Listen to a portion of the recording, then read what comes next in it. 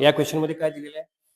The values of B and C for which the identity F of X plus 1 minus F of X is equal to 8x plus 3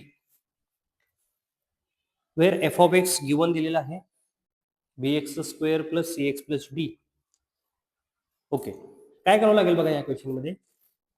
F of X तर given आहे आणि जे आपल्याला relation दिलेलं आहे ते F of X plus 1 minus F of X is equal to 8x plus 3 असं दिलेलं आहे.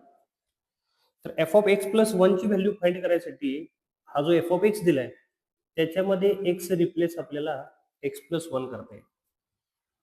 म्हणजे काय होईल बघा, ज्या ठिकाणी एक्स आहे त्या ठिकाणी एक्स प्लस 1 रिप्लेस करा plus c into x plus 1 plus d minus F of x that is given b x square plus C x plus d is equal to 8x plus 3. Simplify करून घेऊया. X square plus 2x plus 1 plus C x plus c plus d minus operate करा minus b x square minus c x minus d is equal to 8x plus 3 plus minus c x plus minus d cancel झालं.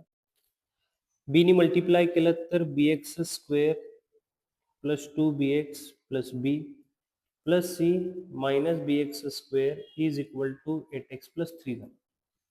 हे केल्यानंतर काय झालं बघा, plus minus b x square पण cancel झालं.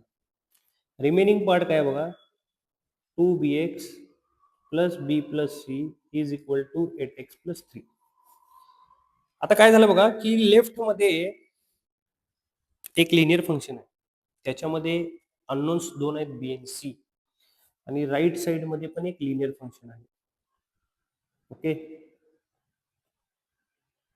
आणि मध्ये इक्वल टू आहे. तर तुम्हाला याच्यामध्ये कोइफिशियंट्स कम्पेअर करता येतील. म्हणजे एक्सचा जो कोइफिशियंट आहे तो 2b आहे, राईट साइडचा एक्सचा कोइफिशियंट आहे तो 8 आहे. म्हणजे याच्यावरून तुम्हाला बी ची व्हॅल्यू मिळाली 4. अँड अनेक रिलेशन काय मिळते बघा आपल्याला, constant compare with constant B plus C is equal to 3. ही बी ची व्हॅल्यू 4 आहे ती इथं पुट करा. 4 plus C is equal to 3 that is C is equal to -1. हे दोन व्हॅल्यू मिळाल्या आपल्याला बी आणि सी च्या. B is equal to 4 and c is equal to -1 that is option b is correct.